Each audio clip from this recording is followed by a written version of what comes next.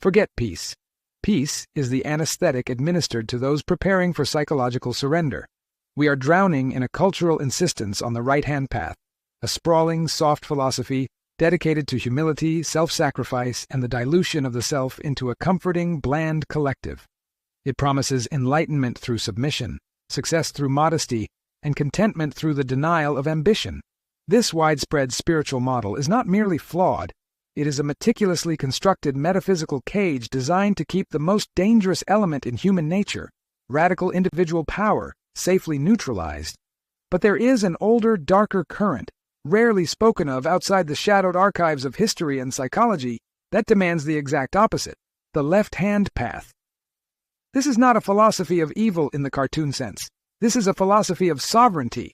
It is the uncompromising demand that you become your own highest authority, your own divine lawgiver, and your own architect of meaning. The left-hand path is the rigorous, often terrifying, process of self-deification, where the goal is not to merge with the cosmic order, but to stand distinctly outside of it, defining your existence by your own will. While the right-hand path tells you to dissolve your ego and submit to the light, the left-hand path commands you to fortify that ego, to integrate the dark, and to wield the shadow as a tool of mastery. It is the path for those who understand that true power is not granted by external forces, but forged internally through friction, confrontation, and a fearless confrontation with everything you have been told is morally toxic. It's time to stop chasing the gilded cage of manufactured happiness. The great lie of motivational culture is that you must eliminate your flaws and sanitize your drives to achieve fulfillment. The left-hand path teaches the opposite. Your drives, your ambitions, your angers, and your shadow desires are not weaknesses to be suppressed, but raw energy sources waiting to be weaponized for personal achievement. Repression doesn't eliminate power, it just redirects it into neurosis. Integration, however, converts psychological chaos into profound, deliberate control. This isn't spiritual tourism, this is philosophy for psychological warfare. If you are exhausted by the gurus who sell contentment, and you are ready to explore the uncomfortable architecture of real personal power, hit the subscribe button now. This channel is where we stop chasing comfort and start forging sovereignty. The modern human being is psychologically crippled because we have been conditioned to fear the ego. We are constantly seeking remedies for the disease of selfhood, but the ego, when properly disciplined and wielded, is the executive organ of your will. It is the lens through which you cut reality into shape. The left-hand path insists that the person who truly succeeds is the one who has taken full, merciless ownership of their psychological inventory, including the parts that society labels ugly, selfish, or taboo. To walk this path is to reject the fundamental moral binary that keeps the herd docile. We must discard the notion that ambition is inherently greedy, that self-interest is inherently evil, or that mastery requires the suppression of vital, carnal energies. The individual who masters their own darkness gains a psychological advantage that cannot be taught in business school or found in therapy. They become immune to the judgments of the external world because their value system is entirely self-contained, and their mission is absolutely non-negotiable. This is the distinction between the seeker of salvation and the crafter of destiny. The difference between those who follow rules and those who write them is the courage to embrace the self without apology. This is the philosophy of power.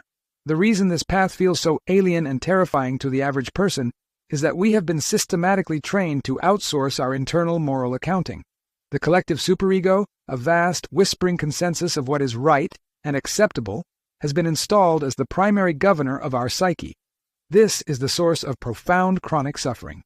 The individual is constantly paying a psychic tax to an imaginary jury, struggling not to achieve their desires, but struggling desperately to ensure that their desires look good to the unseen, judging crowd. This moral cowardice results in a psychological civil war where our genuine vital drives, the engine of our existence, are constantly being sabotaged by the need for external affirmation. We are crippled because we equate efficacy with approval, and thus, we willingly sacrifice our unique power on the altar of manufactured virtue. We are terrified of the label selfish. Yet, every act of true creation, every genuine leap of mastery, is fundamentally a selfish act, a radical prioritizing of the individual's vision over the comfort and expectations of the environment. If you suffer from indecision, from procrastination, or from a persistent sense of mediocrity, look closely. You are likely operating under a deeply internalized mandate that insists you must be good before you are allowed to be effective. This is the grand, crippling illusion of Western psychology, peddled by endless self-help gurus who promise peace through self-abnegation. But true peace is not found in the cessation of conflict. It is found in the certainty of command. The left-hand architect, the sovereign individual, understands that psychological health is not defined by alignment with cultural norms, but by radical authenticity to one's own necessary self-determined truth. The highest barrier to forging a self-contained value system is the fear of loneliness, the deep primordial anxiety that if we embrace our unique and demanding drives, we will be cast out of the social warmth. But that warmth is a trap. It is the anesthetic that keeps the herd asleep. The person who refuses to compromise their ambition for the sake of companionship often achieves something far more profound: magnetic influence. People are not drawn to the compliant and the apologetic. They are drawn to the absolute certainty of the individual who knows what they want and moves toward it with terrifying, singular focus, regardless of the noise. If you are struggling against the inertia of complacency, if you are tired of content that tells you to merely accept your fate, and if you crave the tools to actively construct your own sovereignty, then you should consider subscribing. We exist to provide the intellectual ammunition necessary for profound psychological restructuring. The vast majority of neurosis is not a chemical imbalance. It is the physical manifestation of psychological debt, the cumulative toll of self-betrayal incurred by constantly performing a self you do not actually inhabit. Every time you smile when you are angry, every time you agree when you vehemently disagree, every time you pursue a goal dictated by status rather than deep internal necessity, you are subtracting energy from your core will. The tragedy is that we are taught that this social compliance is maturity. It is not. It is slow-motion psychological suicide. The individual who masters the left-hand path recognizes that the highest form of moral action is fidelity to the self, because only a fully integrated, radically honest self can actually contribute anything meaningful to the world. A conflicted mind is a useless mind. Therefore, the first and most critical duty is the ruthless elimination of internal conflict, which necessarily involves embracing the functional morality of the wolf over the imposed morality of the sheep. This means accepting that some choices will be viewed by others as cruel, as excessively demanding, or as ruthlessly efficient. But these judgments are irrelevant. They are the background static of the world. Sovereignty requires a fundamental pivot, shifting the locus of control from the external gaze to the internal necessity. You are not required to justify your existence or your ambitions to anyone else. The moment you internalize this, the emotional volatility, the mood swings, the insecurity, the need for validation begins to dissolve. When the ego is properly weaponized, it operates like a gyroscope, stabilizing the entire psychological structure against external turbulence. Suffering, then, is revealed to be nothing more than the gap between your authentic desire and your compliant performance. Close that gap. The true architecture of power is built not on optimism, but on radical, unsentimental assessment of reality, including the shadowy corners of your own nature. Most people remain psychologically stunted because they refuse to look into the abyss of their own resentment, jealousy, or aggressive instincts. They believe these are toxic waste to be sealed away, when in truth, they are high-octane fuel.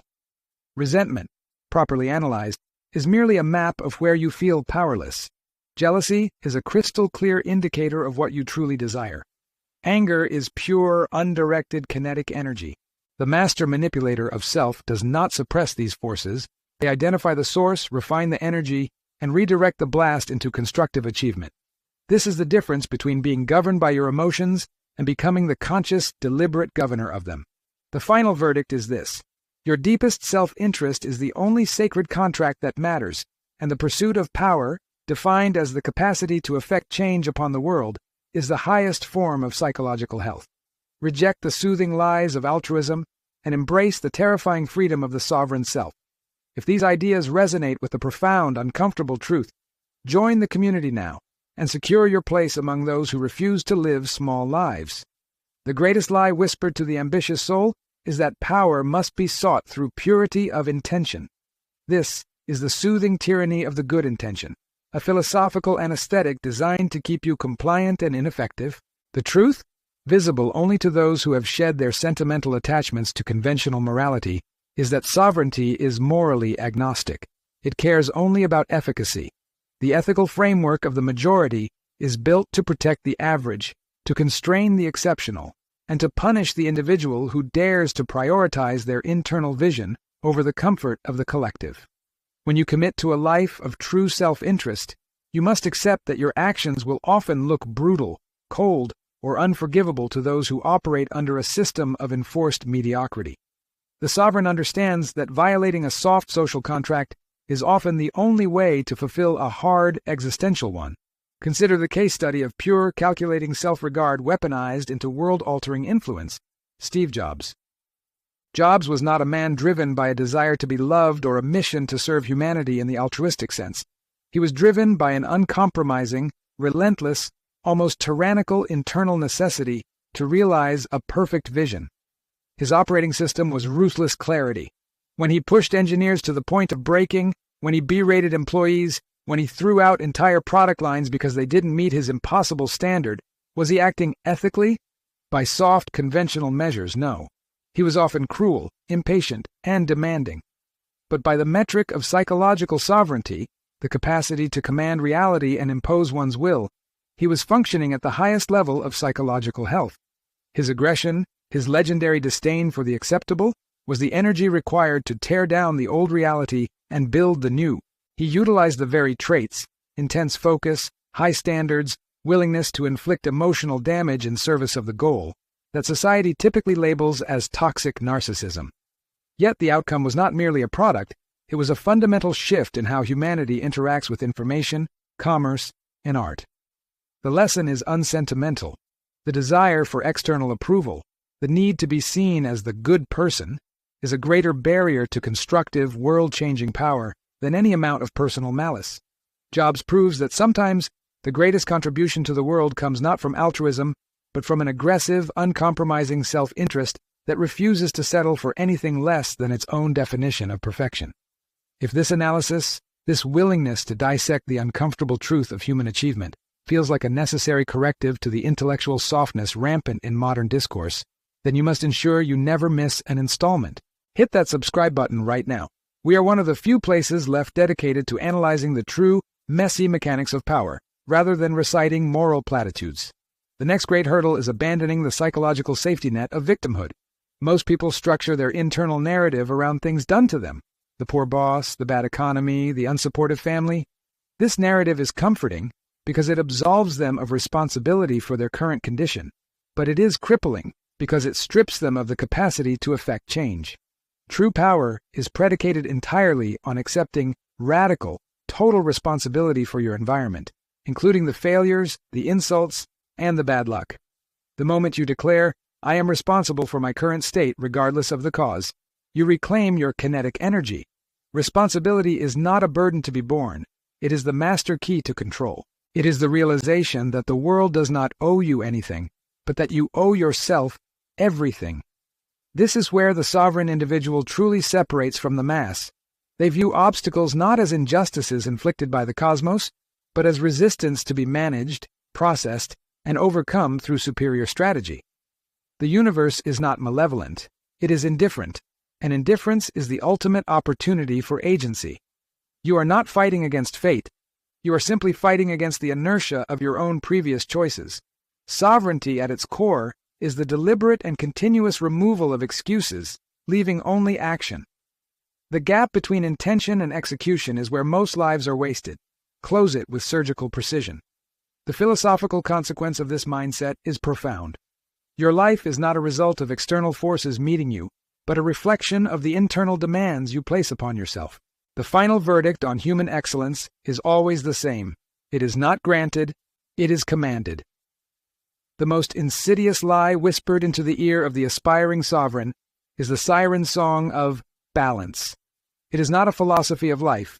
It is an anesthetic against the pain of necessary becoming.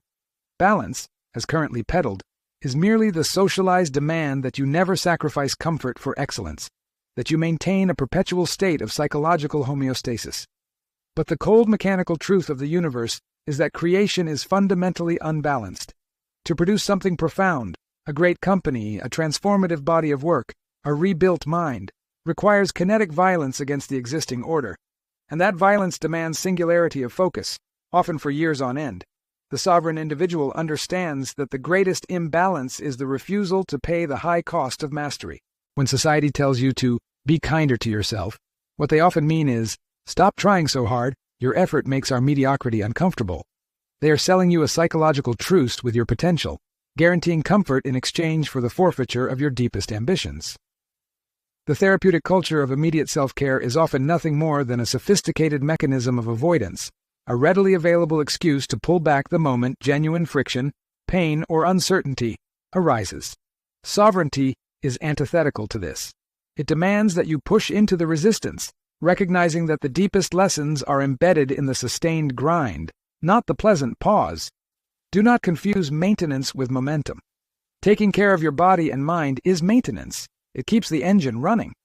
But true sovereignty is achieved through momentum, through the sustained application of asymmetrical force against a single point of failure or opportunity.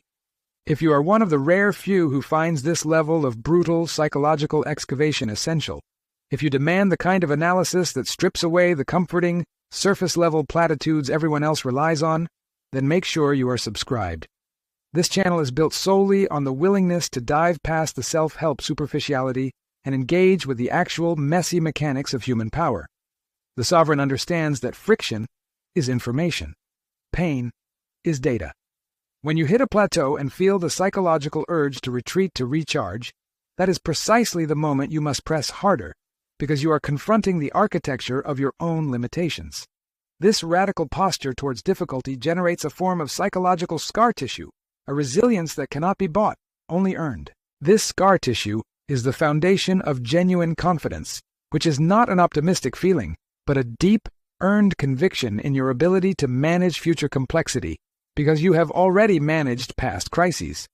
The masses seek certainty and ease. The sovereign seeks mastery and control over the uncertain. They refuse to delegate the responsibility for their psychological state to external circumstances or simplified therapeutic frameworks. Their internal locus of control is absolute. This brings us to the most powerful tool in the arsenal of the sovereign, the deliberate creation of leverage. Leverage is the philosophical and tactical use of energy to generate disproportionate results.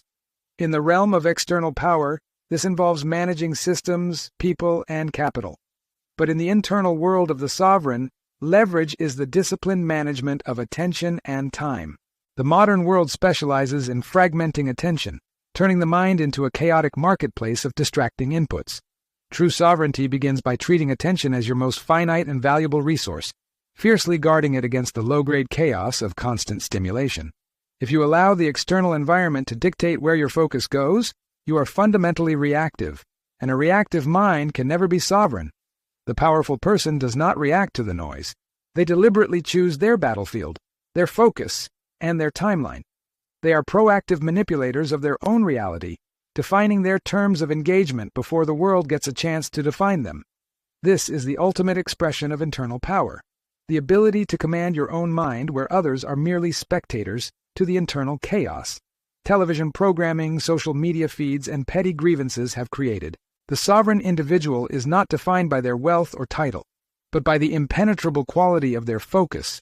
They understand that every single input they consume is a command, and they are ruthlessly selective about who gets to issue orders to their attention. This is why the masses suffer the tragedy of fragmented focus. The noise is not merely a distraction, it is an analgesic. People are not just passively addicted to stimulation, they are actively, defensively running from the terrifying silence of their own minds. To maintain deep, penetrating focus is to risk encountering the unedited self, the accumulation of past failures, the gaping hole where ambition should be, and the brutal clarity of necessary change. The constant digital barrage offers a cheap, inexhaustible chemical bypass around self-confrontation. It is cognitive avoidance packaged as entertainment. The suffering, then, is not caused by the external forces themselves, but by the internal willingness to delegate the function of self-regulation to the cheapest available dopamine source. The sovereign rejects this pact with psychological ease. They know that the only way to build true internal fortitude is to endure the discomfort of sustained, singular attention, forcing the mind to confront and process the difficult realities rather than burying them under a feed of infinite novelty.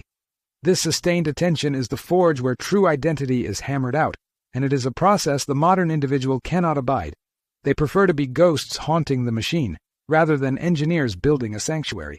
To truly understand the depth of this crisis, we must view the attention economy as a system designed for psychological infantilization. The system rewards emotional volatility and intellectual shallowness because those are the states easiest to monetize. When the mind is constantly pulled between outrage, humor, and anxiety within the span of 90 seconds, it loses the capacity for nuanced thought, the ability to hold two opposing ideas simultaneously, or to contemplate long-term consequences. This loss of nuance is the loss of intellectual sovereignty. If you find yourself unable to articulate a complex moral problem without resorting to partisan slogans or immediate emotional reaction, your mind has already been colonized. The sovereign recognizes that complexity is the hallmark of reality, and they deliberately cultivate the mental infrastructure required to manage ambiguity without collapsing into panic or binary thinking. They are not merely informed, they are integrated, possessing a cognitive map where cause and effect are traced over years, not minutes. This dedication to depth is rare, especially when the digital environment rewards speed and surface-level engagement above all else. If you are serious about excavating these underlying mechanisms of power and consciousness, if you want to continue supporting content that refuses to flatter the easily entertained, you need to signal that commitment right now by taking 2 seconds to subscribe. It is the only way to ensure this deep current of analysis doesn't get swept away by the algorithms prioritizing the loudest, emptiest noise. The final element of the sovereign's internal arsenal is the mastery of psychological friction. Friction is the necessary resistance against the path of least effort. Most people are pathologically devoted to minimizing effort, whether physical, social, or cognitive, but the sovereign understands that effort is the signal of importance. They deliberately introduce friction into their lives to train resilience. They choose the difficult book over the easy article, the long-term complex project over the quick, shallow win, and the enduring of silence over the immediate gratification of noise. This is the difference between training a dog and training a warrior. The dog learns to avoid discomfort. The warrior learns to seek the precise measure of discomfort required for growth. The ultimate political statement one can make in the modern age is not posting a hot take, but achieving absolute silence, internally and externally, and using that immense reservoir of stillness to construct something real, something that survives the 24-hour news cycle. When you observe individuals who seem unnaturally calm amidst genuine chaos, you are not observing luck. You are observing the cumulative result of years spent deliberately choosing psychological friction. They have already run the simulation of disaster in the sanctuary of their own focus, and they have developed the contingency plan.